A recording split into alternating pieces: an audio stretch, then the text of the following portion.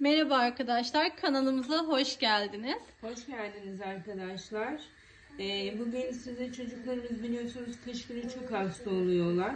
Bağışıklarını kuvvetlendirmek için ve öksürüklerini kesmek için evde bulunan küçük malzemelerle bir karışım hazırlıyoruz.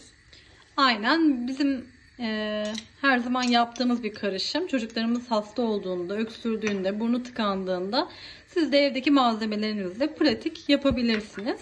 Öncelikle pekmezimizi ve tereyağımızı koyuyoruz. Zaten başka bir malzeme de yok. Kolay. Fazla yakmıyoruz.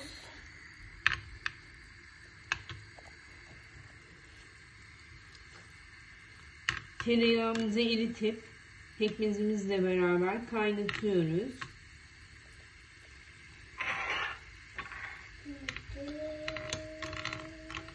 Çocuklarımız öksürdüğünde, burnu tıkandığında, geniz akıntısı olduğunda biz 3-4 gün bu karışımı veriyoruz. Gerçekten etkisi çok güzel oluyor.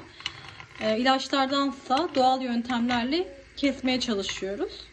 Gördüğünüz gibi kaynamaya başladı. Birazcık kaynatıyoruz.